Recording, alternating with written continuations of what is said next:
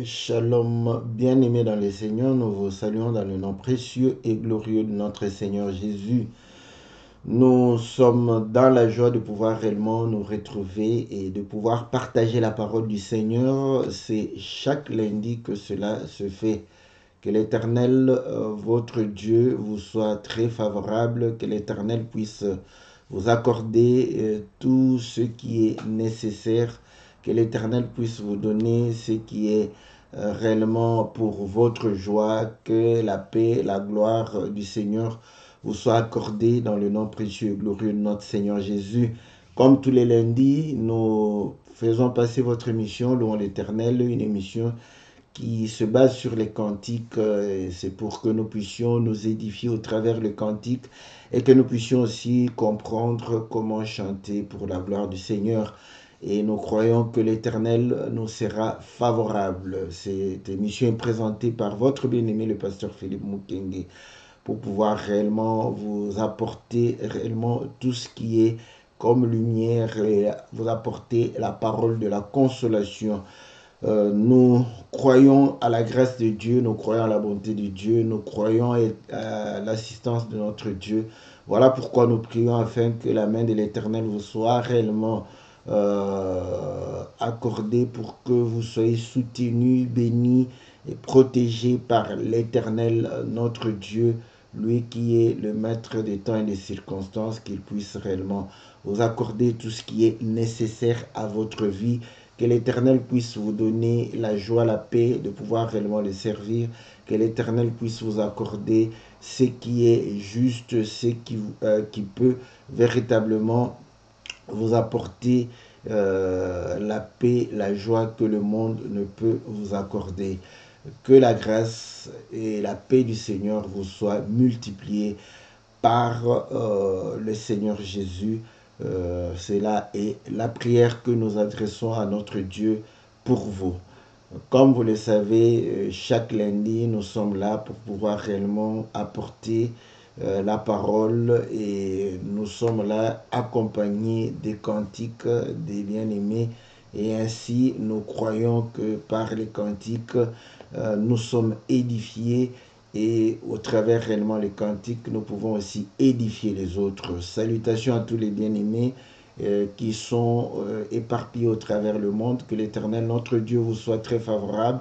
Que l'Éternel puisse vous accorder réellement ses grâces et ses bénédictions. Nous pensons à tous ceux qui sont fidèles à l'émission Louons l'Éternel, à tous ceux qui prient pour nous, à tous ceux qui soutiennent cette œuvre. Que l'Éternel vous soit très très favorable, que l'Éternel puisse vous bénir et multiplier réellement ses bénédictions envers vos salutations aux bien-aimés, n'est-ce pas, Peter, nous saluons la sœur Astrid, nous saluons le bien-aimé Jean-Didier, la sœur Sylvie Mwamba, que le Seigneur vous soit très favorable.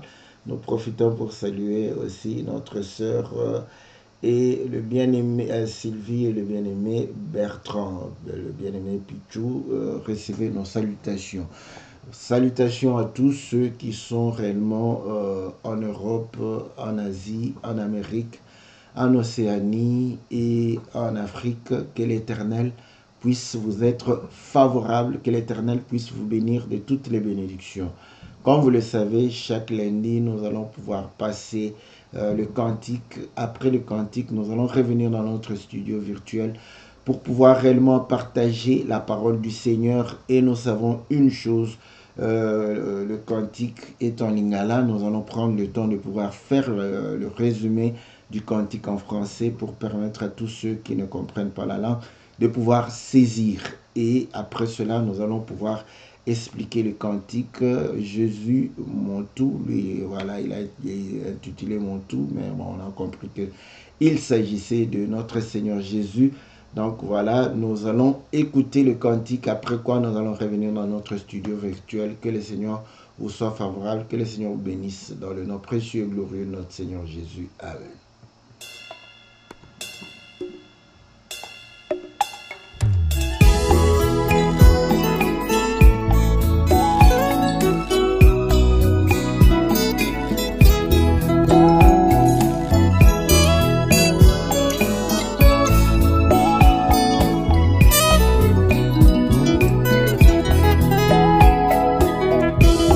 Nayembi oza Nzambe nanga, Nzambe akotika te na bomoi. Tu es l'architecte par excellence, Yahweh. Hey. Okeli ngai na lilingi na yo Nzambe, pe omemela ngai bolingo inconditionnel, Yahweh. Oh. Par ton incarnation en Jésus, oza Nzambe nanga, tika na yembango na nzembo.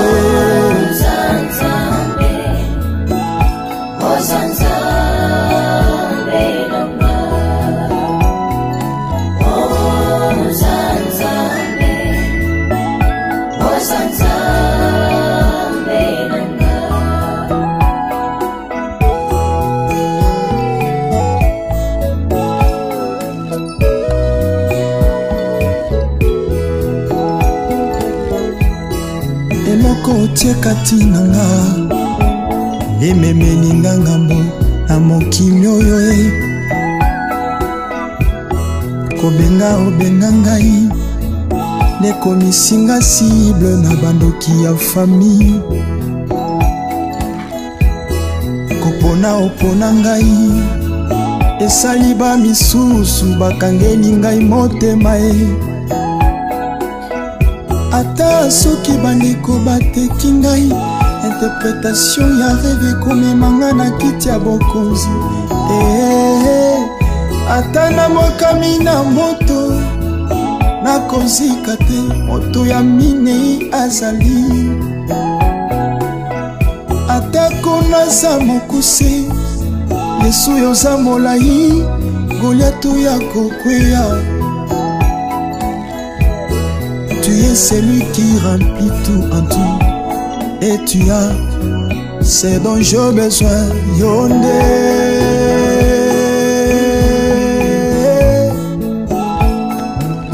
yondé, yondé, yondé, yondé, yondé, yondé, yondé, yondé.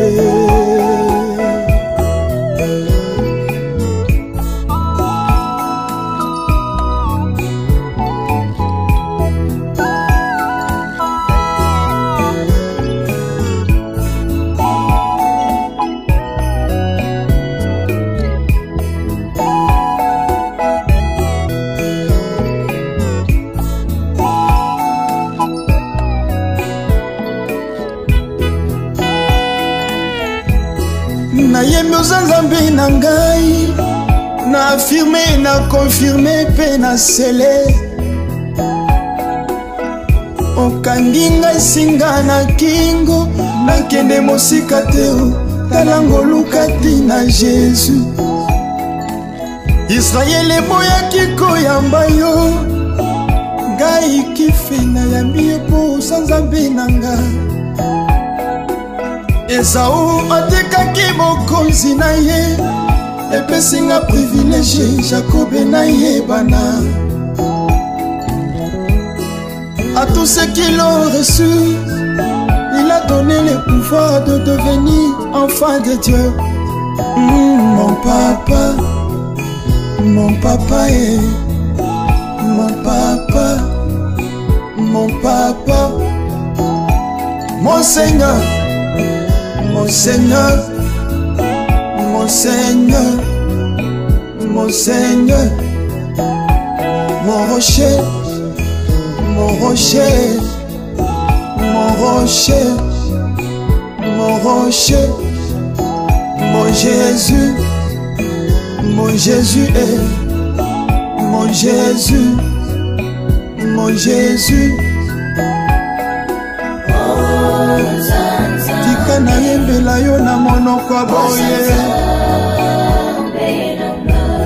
Nzambe na ngai, Nzambe na ngai, kozanga yo eza pasie, kozanga yo eza kufa. Mokili endima te oza Nzambe na ngai. nakobongisa yo te na vie nayebi bisika olokotanga Yesu bipai nautanga na yo eza mosika mosika Nzambe nanga nakotika yo te jamais jamais jamais jamais.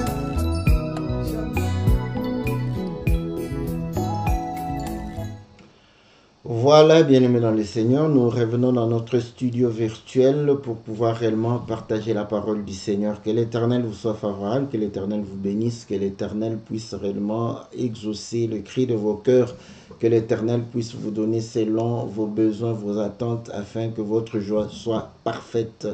Donc, le bien-aimé a chanté pour dire que voilà, tu es mon Dieu et que je ne t'abandonnerai jamais. Tu m'as créé à ton image, tu m'as apporté un amour conditionnel au travers l'incarnation en Jésus. C'est que tu as mis en moi amené des problèmes et ton appel, n'est-ce pas, a fait de moi la cible des sorciers du monde des ténèbres. Ton élection a poussé le monde à pouvoir me haïr s'ils me vendent l'explication du songe m'élèvera sur le trône. Même s'ils me jettent dans le feu, je ne serai pas consumé, car le Seigneur, comme la quatrième personne, va pouvoir réellement me sauver. Même si je suis petit, le Seigneur est grand et il va faire tomber, n'est-ce pas, Goliath, car Goliath tombera. Tu es mon Dieu et je suis lié à toi par ton alliance. Israël t'a rejeté et moi je t'ai reçu. Ésaü a vendu son droit d'aînesse pour que tu me connaisses. Sans toi, c'est la misère. Sans toi, c'est la mort. Voilà le résumé du cantique de notre bien-aimé John Keefe. Donc, voilà, qui a chanté mon tout. Donc, Jésus qui est son tout, Jésus qui est notre tout, Jésus qui est mon tout. Voilà. Que le Seigneur vous soit très, très favorable, que le Seigneur vous bénisse, que le Seigneur puisse nous assister en nous donnant l'entendement et en nous donnant les paroles qui puissent véritablement élever et glorifier le nom du Seigneur. Vous le savez, lorsque Dieu va pouvoir créer, dans Genèse chapitre 1, il sera dit, créons l'homme à notre image, à notre ressemblance. Donc le but de pouvoir créer l'homme, c'était de pouvoir réellement ressembler à Dieu, c'était de pouvoir refléter la nature de Dieu, refléter la gloire de Dieu, refléter sa sainteté, refléter sa perfection, refléter ce qu'il est. Voilà pourquoi lorsque Dieu créa Adam, vous allez comprendre que l'Écriture démontre qu'il n'y avait point de péché dans le monde. Adam était en train de pouvoir vivre la parole de Dieu, pouvoir vivre en harmonie avec Dieu, vivre en accomplissant réellement les commandements de Dieu, c'est que le Seigneur lui a recommandé. Adam le faisait, donc il avait véritablement manifesté l'image de celui qui est sans péché, de celui qui a la gloire de Dieu, celui qui a réellement l'autorité de Dieu. Voilà pourquoi cet Adam-là a manifesté véritablement l'image de Christ, parce que l'Écriture démontre que Adam était la préfiguration de Christ. Donc à ce moment-là, Adam sans péché est en train de préfigurer Christ. Mais lorsqu'Adam a péché, c'est là où ça devient un peu plus compliqué. Il faudrait des explications pour que vous puissiez toujours voir la préfiguration de Christ. Donc d'ailleurs, c'est Christ qui nous aide à pouvoir réellement comprendre que malgré tout cela, Adam reste toujours une préfiguration de Christ. Donc vous allez comprendre que c'est au moment où Adam va manger l'arbre de la connaissance du bien et du mal, que le Seigneur avait interdit de pouvoir réellement manger, c'est alors que le péché va pouvoir entrer, n'est-ce pas, dans le monde, selon que Romain est en train de pouvoir le décrire pour dire que par un seul homme, le péché est entré et par un seul aussi, la vie sera accordée. Donc, vous allez comprendre que Adam, avant de pécher, était la préfiguration de Dieu, l'image de Dieu. Il était saint, il était, on peut dire, parfait, n'est-ce pas, même dans l'ombre.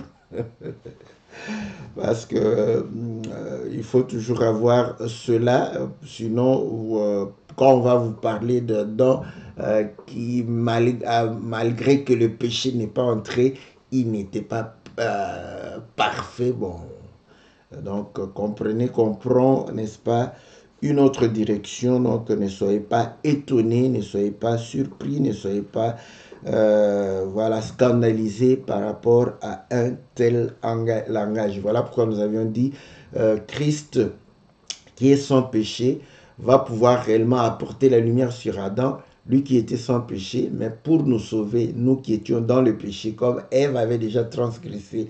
C'est elle qui est la coupable, c'est elle donc, qui est dans la mort parce qu'elle a transgressé. Adam, n'est-ce pas, va faire ce que Christ fera dans la perfection pour montrer que lui qui n'est pas, qui n'a point péché, va se faire pécher. Voilà, accepter de porter le péché de la femme. C'est ce que Adam a fait, peut-être qu'il n'était pas assez conscient de ce qu'il faisait, mais par amour, il a dû manger et nous comprenons que le Seigneur aussi va se faire pécher pour pouvoir réellement nous sauver afin que la malédiction qui devait tomber sur nous puisse tomber sur lui pour que nous ayons la bénédiction, la vie pour l'éternité. Voilà, donc dans le livre de Matthieu, le Seigneur va pouvoir nous recommander, n'est-ce pas, je crois c'est Matthieu chapitre 5, il va nous recommander au verset...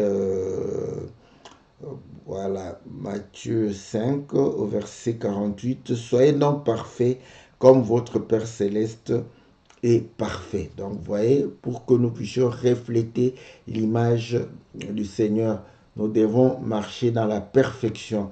Nous devons nous perfectionner.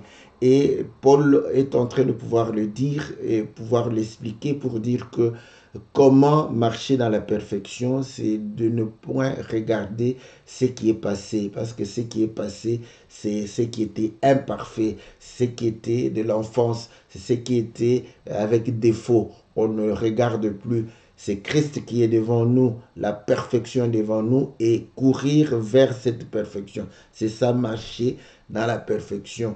Et quand vous courez pour tendre à la perfection, vous allez marcher, n'est-ce pas, dans la perfection parce que vous allez vous transformer chaque jour à la même gloire que le Seigneur. Et voilà pourquoi l'Écriture nous dit que jusqu'à ce que nous puissions atteindre la stature parfaite de Christ.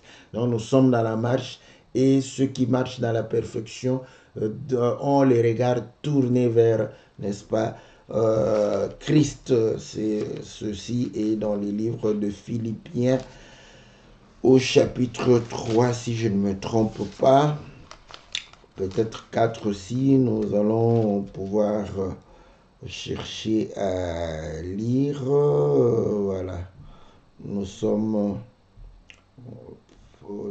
dans le livre de Philippiens, chapitre 3, au verset 12. Voilà, ce n'est pas que j'ai déjà remporté le prix ou que j'ai déjà atteint la perfection, mais je cours pour tâcher de le saisir, puisque moi aussi j'ai été saisi par Jésus-Christ. Frère, je ne pense pas l'avoir saisi, mais je fais une chose, oubliant ce qui est en arrière et me portant vers ce qui est en avant. Je cours vers le but pour remporter le prix de la vocation céleste de Dieu en Jésus-Christ. Voilà, c'est ça, marcher dans la perfection. Et dans le livre de Lévitique, il va dire, dites à ce peuple, soyez saints comme moi je suis saint.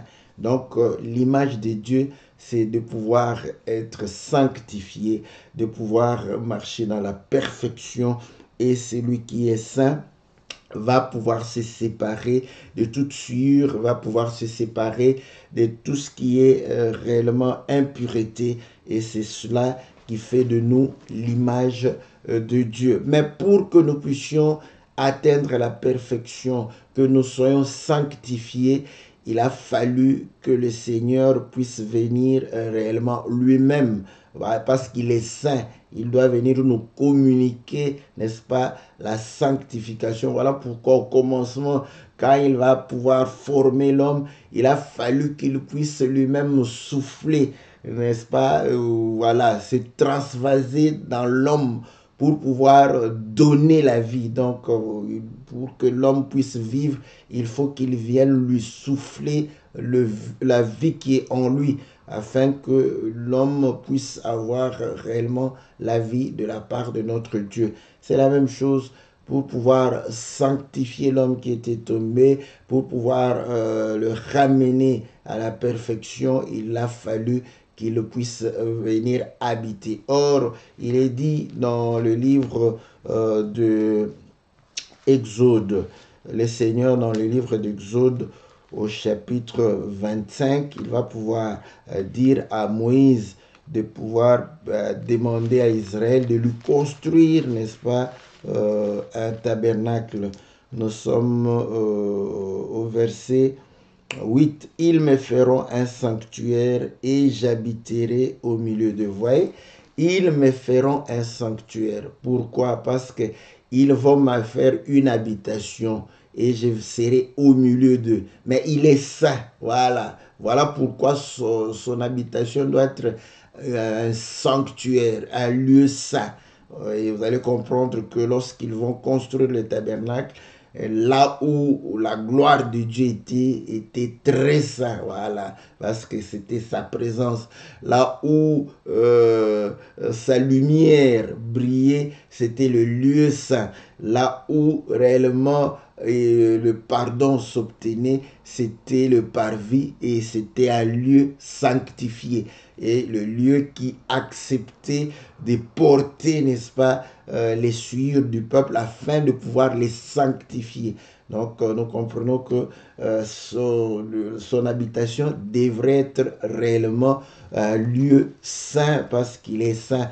Et vous vous rappelez que lorsque Moïse va pouvoir voir l'Éternel, le Seigneur va lui dire ôte tes souliers, car l'endroit où tu te tiens est saint. Donc, nous comprenons que parce qu'il est descendu, il a sanctifié, n'est-ce pas, cet endroit. Et l'Écriture dit que nous sommes l'habitation de Dieu, nous sommes le temple du Saint-Esprit. Donc, voilà. Or, pour que nous puissions devenir le temple, l'habitation de Dieu,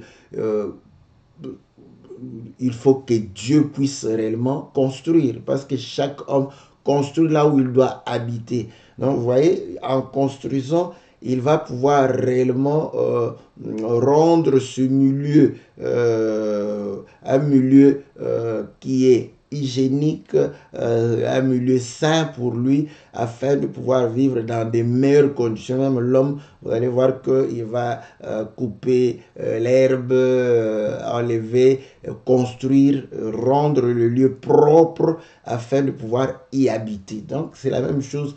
Le Seigneur devrait venir pour pouvoir rendre son habitation, n'est-ce pas, propre, saint. Écoutez, voilà pourquoi quand il le fait, il sera réellement capable de pouvoir habiter en nous. 1 Corinthiens chapitre 6, verset 20, on dit ceci.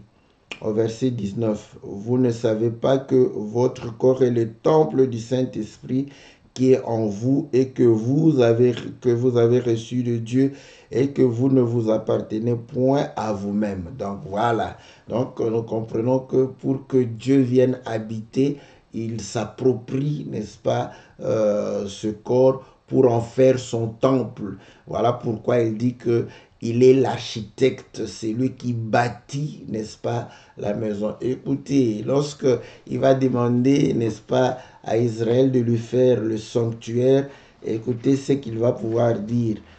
Il va pouvoir dire à Moïse, nous rentrons dans Exode chapitre 25, il va pouvoir lui dire, vous, au verset 9, vous ferez le tabernacle et tous ses ustensiles d'après le modèle, voilà, que je vais te montrer. Donc, vous voyez, il va pouvoir se comporter en architecte. Il a un modèle, il va lui montrer. Et c'est lui l'architecte, il va pouvoir demander maintenant, vous allez construire selon, n'est-ce pas, la pensée que j'ai dû réellement manifester. Il lui montre une maquette pour lui dire, voilà, ça, tu vas le reproduire, n'est-ce pas? Et pour pouvoir réellement le reproduire, il faudrait que l'architecte puisse se déverser, n'est-ce pas, chez celui qui construit. Donc, et là, vous allez voir que le Seigneur va donner des instructions pour que les choses se fassent selon le modèle. Écoutez, l'homme construit sa maison, n'est-ce pas, selon sa volonté, selon ses désirs. Et il est content lorsque la maison reflète la pensée, reflète ses désirs, reflète sa volonté. C'est la même chose. Et là, vous allez comprendre que le Seigneur va pouvoir donner des mesures, n'est-ce pas? Vous allez faire telle mesure, telle matière. Donc, il donne tous les éléments. Maintenant, pour que cette maison puisse réellement être habité, les choses doivent se faire selon les instructions, selon les recommandations, afin que cette maison soit réellement une maison qui sera habitée par Dieu. Et c'est là où nous disons que la parole de Dieu ne doit pas être falsifiée, parce que quand elle est falsifiée, vous allez voir que nous ne serons pas modélés selon réellement la volonté de Dieu. Parce que comprenez que quand il donnait les mesures 30 coudées, il donnait 28 coudées, il donnait 50 coudées, 100 coudées. Il y a des enseignements sur les chiffres, n'est-ce pas, dans le tabernacle. Donc chaque chiffre est important, parce que si vous n'obéissez pas, vous vous dites que non, mais un coudé et demi, ce n'est pas correct, on n'y arrive pas. Donc ça ne sera pas selon le modèle, selon le modèle, c'est selon les instructions. Voilà pourquoi nous disons qu'il faudrait suivre la parole, vivre cette parole, non pas selon nos pensées, mais selon la volonté de Dieu. Voilà. Que notre Père qui est aux cieux, que ton nom soit sanctifié. Voilà. Vous voyez, pour sanctifier le nom de Dieu, pour être saint, il faudrait que, vous voyez, nous puissions faire sa volonté. Que ton nom soit sanctifié, que ta volonté soit faite sur la terre. C'est comme ça que nous sanctifions le nom du Seigneur. Or, il a dit, vous allez me faire une maison et là, je vais pouvoir faire résider mon nom. Voilà. Maintenant, pour sanctifier ce nom-là, il faudrait que la volonté de Dieu s'efface dans cette maison. Or, nous sommes cette maison et que le nom de notre Dieu est sur nous. Et pour que nous puissions sanctifier le nom de notre Seigneur, nous devons réellement faire les choses selon réellement le modèle, selon les recommandations, selon les instructions. Voilà pourquoi tous ceux qui croient qu'ils sont inspirés, qu'ils sont réellement révélés. C'est ce que Paul a dit. Si vous croyez être inspiré, reconnaissez que ce que je suis en train de vous dire est une recommandation du Seigneur, un commandement du Seigneur. Voilà. Et il parlait du fait que la femme ne puisse pas prêcher. Voilà. Vous allez comprendre que pour que le Seigneur puisse habiter, c'est ça le respect. Donc quand vous changez, vous trouvez une femme assez intelligente, éloquente, tout ça. Elle peut bien parler, elle peut bien captiver, n'est-ce pas, l'assemblée. Mais cependant, vous allez comprendre que ce n'est pas selon le modèle, ce n'est pas selon le commandement de Dieu. Et la personne croit être inspirée, mais il renie le commandement de Dieu. Voilà comment, n'est-ce pas, le Seigneur nous sanctifie, il nous forme selon, n'est-ce pas, ses instructions, pas selon nos pensées. Il a dit à Pierre, arrière de moi, Satan, car les pensées que tu as sont les pensées humaines et non de Dieu. La pensée de l'homme est satanique. Donc, vous allez comprendre que le Seigneur va se manifester aussi comme un constructeur dans Matthieu chapitre 16, lorsqu'il dira, tu es Pierre, sur cette pierre, je bâtirai mon église. Vous voyez, c'est là aussi pourquoi il a dit à Pierre qu'il était Pierre, parce que Pierre a donné une parole qui venait de Dieu et non des hommes. Il a dit, ce n'est ni la chair, ni le sang. Non, écoutez, là où la maison est bâtie, il n'y a ni l'influence de la chair, ni l'influence du sang. Il n'y a ni l'influence du monde, ni des traditions. Donc, vous allez comprendre que c'est la pensée de Dieu, c'est réellement la parole de Dieu. Et c'est là où l'Éternel va bâtir réellement sa maison. Et le Seigneur vient comme le bâtisseur. Il dit, je bâtirai mon église sur cette pierre. Et la pierre, vous voyez, c'est la pierre angulaire, la pierre du fondement. Et c'est ce que Paul dit aussi, comme un sage architecte, j'ai posé le fondement, voilà. Et ce fondement ne peut pas être réellement changé. Et ce fondement, c'est Christ. Écoutez, vous allez voir que il dit que chacun puisse réellement bâtir sur le fondement en y tenant compte du modèle. Sinon, voilà, il y aura des problèmes. Et le Seigneur dit que celui qui est sage, il bâtit sur le roc. Voilà. Et celui qui n'est pas sage, il va bâtir sur le sable. Vous savez que le sable a été pris comme le peuple naturel d'Abraham. Donc, les gens qui bâtissent selon les pensées des hommes, les traditions des hommes, vous allez comprendre qu'ils ne peuvent pas faire un sanctuaire pour le Seigneur. Un sanctuaire pour pouvoir élever le nom de notre Seigneur Jésus. Et vous allez comprendre que lorsque nous sommes cette maison bâtie selon le modèle, Dieu vient, le Seigneur vient habiter. Voilà, il habite en nous. Or, vous savez que la maison, c'est une femme, n'est-ce pas? Et lorsque il vient habiter en termes de femme, vous allez comprendre que c'est le fils, n'est-ce pas, que la femme porte. Voilà. Ok. Nous comprenons que, voilà, c'est là où l'Écriture dit, celui qui a le fils a la vie. Celui qui n'a pas le fils n'a pas la vie. C'est comme ça qu'on comprend que dans le pays de la promesse, il n'y a pas de femmes stériles. Parce que toutes ces femmes, n'est-ce pas, ont le fils en elles. Voilà, parce qu'elles sont l'habitation, n'est-ce pas, de notre Seigneur. Voilà, écoutez, mais vous allez comprendre que quand Christ habite en vous, comprenez que vous avez des problèmes avec le monde, parce que ça a été dit que la postérité, là, il y aura inimitié, n'est-ce pas, entre le diable et le Seigneur. Donc voilà pourquoi cette inimitié, n'est-ce pas, va continuer. Et nous voyons cette image avec Hérode qui a appris que le fils est né. Il a voulu tuer le fils. Et à l'Apocalypse 12, nous voyons que la femme qui avait le fils en elle, le dragon voulait, n'est-ce pas, dévorer le fils. Donc, le diable va s'attaquer à nous. Nous serons la cible, n'est-ce pas, du monde des ténèbres. Mais l'Écriture dit que les séjours de mort ne vont pas prévaloir sur nous. Voilà.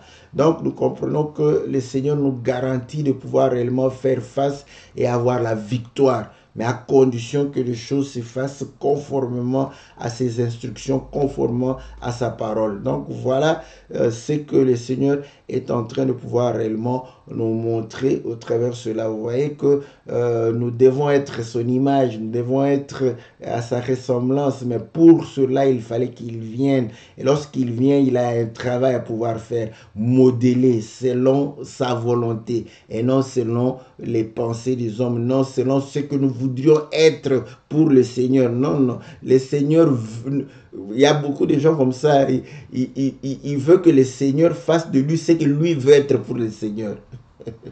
Non, le Seigneur fera de toi ce que lui il veut que tu sois. Voilà. Et pour cela, tu dois te laisser réellement conduire et modeler par la parole de notre Seigneur Jésus. Donc, et là, vous allez comprendre que l'ennemi s'en prend, n'est-ce pas, à Christ qui est en nous. Voilà pourquoi Paul le dit que c'est lui qui vit en moi, ce n'est plus moi qui vis, mais c'est Christ qui vit en moi. Et le Seigneur a dit, moi, ils m'ont haï, ils vont aussi pouvoir réellement vous haïr. Donc notre problème avec le monde, c'est cette lumière qui est en nous. C'est simplement la parole que nous avons qui dérange. Vous allez constater qu'il y a des moments où vous faites tout pour être bien avec les gens, mais ils ne sont pas toujours en bon terme avec vous. C'est normal. C'est pas parce que vous manifestez la gentillesse, vous faites de bonnes choses qui va attirer leur sympathie. Mais ils sont dérangés par le fait de voir que non, il y a une lumière là-bas. Christ est là-dedans. Donc, ils s'acharnent contre le Fils qui est en nous, contre, n'est-ce pas, ce que nous avons reçu de la part du Seigneur. C'est tout à fait normal. Et là, vous allez voir que cette image est donnée aussi lorsque Moïse visite le peuple. Vous voyez, Moïse en Égypte, il y a l'augmentation de la souffrance. Voilà pourquoi quand il y a des gens qui, quand ils étaient païens, c'est vrai que la vie est toujours faite de haut et de bas.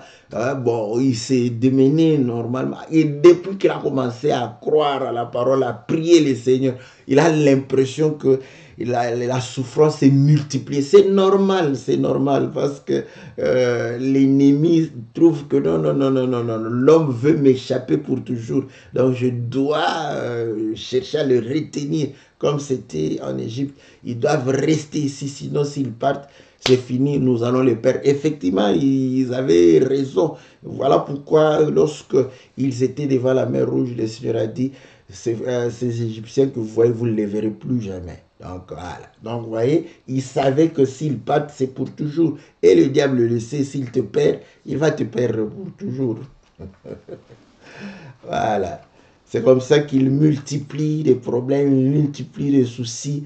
Donc, mais cependant, nous savons que celui qui est en nous est plus fort que celui qui est dans le monde. Voilà. Donc, et là, vous allez comprendre que il est en train de pouvoir dire que là, devant les problèmes, les soucis, vous pouvez voilà, subir ce que Joseph a subi parce que, vous voyez, c'est à cause de la lumière qu'il avait, à cause des explications des songes, de ces songes, donc de la parole de Dieu.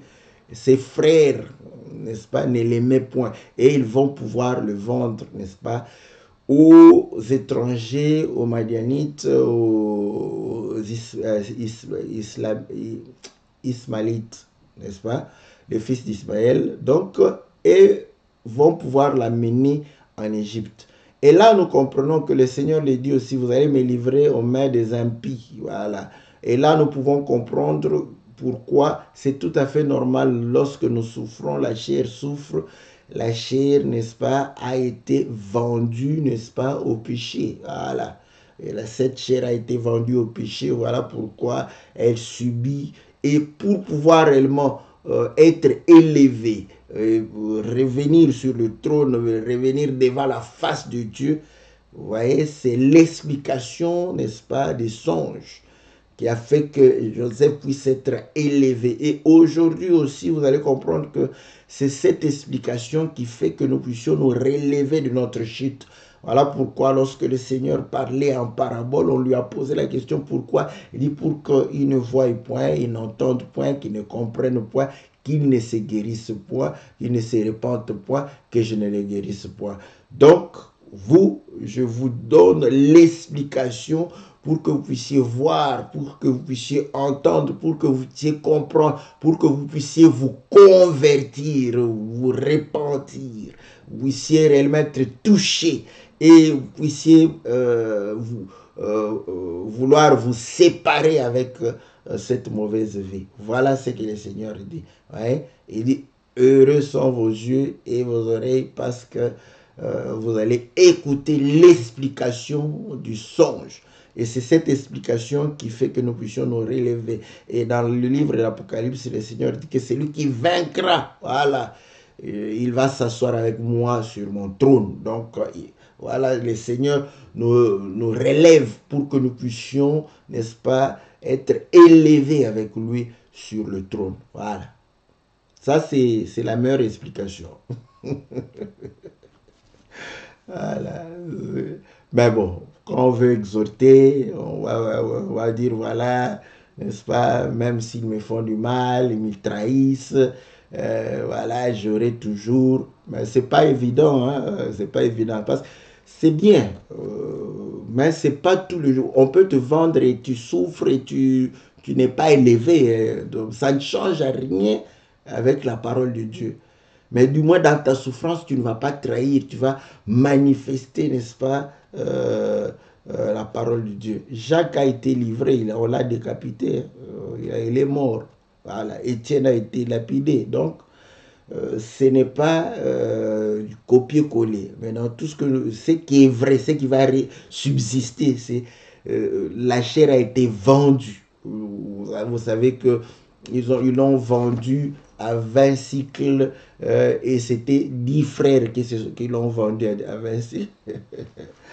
Il y a beaucoup de choses à dire là-bas. Vous voyez, les 10 frères représentent la loi. Voilà pourquoi la loi nous livre, n'est-ce pas, nous livre au péché. C'est ce que Paul explique dans le livre de Romains chapitre 7 pour dire que quand il n'y avait pas la loi, je vivais. Dès que la loi est venue, la loi m'a livré au péché, m'a vendu au péché, n'est-ce pas? Parce que c'est la porte, n'est-ce pas? C'est l'appui du péché. Donc, le péché s'appuie sur la loi pour pouvoir réellement me séduire. Donc, il y a trafic là-dessus. Donc, vous allez comprendre que c'est vraiment ça, n'est-ce pas? Donc, malgré tous les problèmes que nous pouvons avoir, parce que nous avons l'explication des choses, nous avons la pensée du Seigneur, nous avons les mystères du royaume, n'est-ce pas? Nous allons rester debout. Le Seigneur va nous permettre de pouvoir réellement nous relever, n'est-ce pas, devant toute situation. Voilà ce que cela voudrait dire. Et il dit aussi, n'est-ce pas, même s'il me jette dans le feu, le Seigneur va pouvoir réellement me préserver. Oui, donc nous savons que le feu, c'est la tribulation, les persécutions. Donc dans la tribulation, le Seigneur est avec toi. Tu ne seras pas voilà, détruit, n'est-ce pas? Donc tu vas toujours te relever parce que le Seigneur est avec toi. Le Seigneur ne permettra pas que tu sois anéanti, consumé par le feu. Voilà. Donc, c'est bien ça, c'est que il dit. Parce qu'il est, n'est-ce pas, le lion de la tribu de Judas. C'est Judas qui vient t'aider parce que c'est lui le quatrième. C'est David qui vient dans le champ comme le quatrième pour pouvoir réellement te permettre de vaincre. Voilà pourquoi il dit que même si je suis petit, n'est-ce pas, mais le Seigneur est grand. Voilà, petits enfants, c'est lui qui est en vous est plus grand que celui qui est dans le monde. Il est grand. Il va anéantir Goliath, le géant. Écoutez, les fils d'Israël sont arrivés à Cana. Ils ont vu les géants fils d'Anak. Malgré cela, le Seigneur les a vaincus. Voilà pourquoi Josué et Caleb croient à la grâce de Dieu. Ils ont dit, c'est pas par l'effort, mais c'est par la grâce de Dieu que ces géants vont tomber. Voilà. Donc, même si on est petit, mais le Seigneur va faire tomber les géants. Il va faire tomber ceux qui sont élevés, ceux qui sont puissants. Ils vont pouvoir tomber. Voilà pourquoi nous avons cette assurance, parce que nous avons celui qui dépasse, n'est-ce pas, tous ceux qui sont élevés, n'est-ce pas. Et tout cela, pour que cela soit faisable, tu dois être lié, n'est-ce pas, au Seigneur par son alliance. Voilà. C'est comme ça que, avant de terrasser la force de l'Égypte, le Seigneur a dit, entrez dans la maison, mettez réellement le son sur le poteau et les linteaux. Donc, vous devrez être dans cette maison. Ceci est mon son, le son de l'alliance. Voilà. Quand les gens évoquent le son là-bas, le son est pour l'alliance, ce n'est pas pour autre chose. Quand tu es en dehors de l'alliance, inutile de pouvoir faire mention du sang. Vous voyez? Et quand tu es dans l'alliance, inutile d'évoquer, parce que le sang est pour l'alliance déjà. Donc, quand tu évoques le sang, c'est comme si tu es en train de dire au Seigneur que ton alliance n'a pas de sang. Or, pour pouvoir faire l'alliance, il a versé le sang. Voilà pourquoi c'est inutile de pouvoir réellement évoquer le son, n'est-ce pas? Parce qu'on est attaché, lié, n'est-ce pas, par l'alliance. Donc à ce moment-là, le Seigneur, n'est-ce pas, nous prend comme il sera garant de notre vie. Donc il va nous garder, nous protéger, veiller. Tout ce que nous venons de dire, tout ce que nous venons d'entendre dans le cantique, le Seigneur le fera. Voilà. Parce que c'est ça le garant de notre vie. Jésus, notre tout. Donc voilà, notre vie est entre ses mains. Donc devant les difficultés, devant les problèmes, pour la sanctification, le perfectionnement, c'est le Seigneur qui vient nous aider, nous soutenir pour que nous puissions, n'est-ce pas, avoir toutes ces choses. Voilà c'est que le bien-aimé a dû chanter. Et voilà pourquoi il a démontré que Ésaü a vendu le droit de naissance afin que Jacob puisse hériter. Et nous savons que Ésaü, le premier-né, Israël a rejeté, n'est-ce pas, le Seigneur, et nous avons reçu le Seigneur pour que nous puissions manifester la divinité qui était en nous. Voilà pourquoi cette lumière est en train de révéler au monde entier que nous sommes enfants de Dieu. Et c'est cette nature qui se révèle chaque jour. Ce ne sont pas des déclarations, mais c'est la nature. La lumière de Dieu, les projecteurs de Dieu sur nous manifestent cette nature. Être enfant de Dieu, c'est par nature. C'est pas par des paroles, c'est par nature. J'aime ça. Voilà, donc ce ne sont pas par des déclarations, parce que nous sommes forts en déclaration. Je suis enfant de Dieu. Non, c'est par nature. Je vais lire une écriture.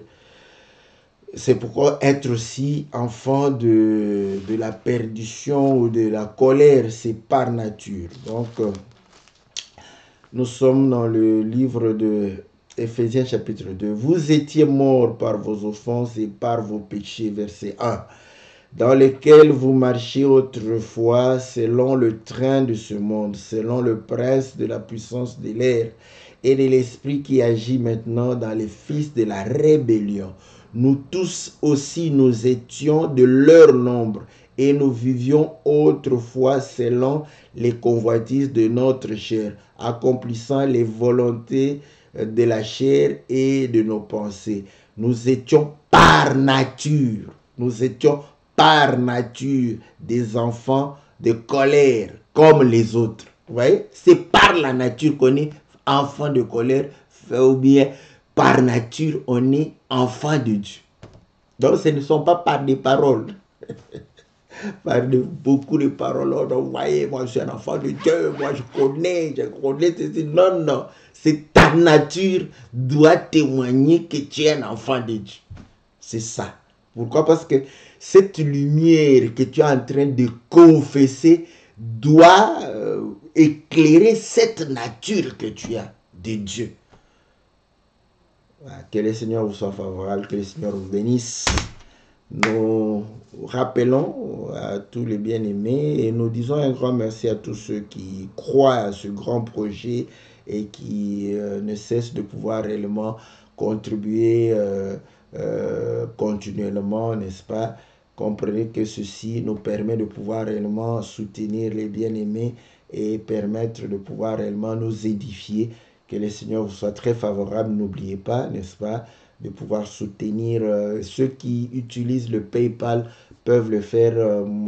L'email c'est Phil comme PHIL Mukenge MUKENGE @yahoo.fr. Donc c'est plus facile là-bas. Et je salue un bien-aimé qui est aux Antilles, qui nous avait envoyé son argent au travers PayPal. C'était très direct. Que Dieu le bénisse. Quand il me suivra encore, je le remercie encore une fois pour ce geste qui a été réellement une bénédiction pour nous. Que le Seigneur vous soit favorable. On va se retrouver le lundi prochain pour une autre émission Louons l'Éternel, et le mercredi, vos questions, posez-les, n'est-ce pas? Ça va nous permettre. Il y a un homme de Dieu qui m'a posé la question. Voilà, je vais essayer de répondre à ça. Vous savez que moi, une petite question, je peux la tirer en long et puis essayer de pouvoir parler. Donc, je vais voir si je peux répondre assez directement ou répondre un peu plus long, plus détaillé, et on va voir. Que le Seigneur vous soit très favorable, que le Seigneur vous bénisse de toutes les bénédictions dans le nom puissant et glorieux de notre Seigneur Jésus. Amen.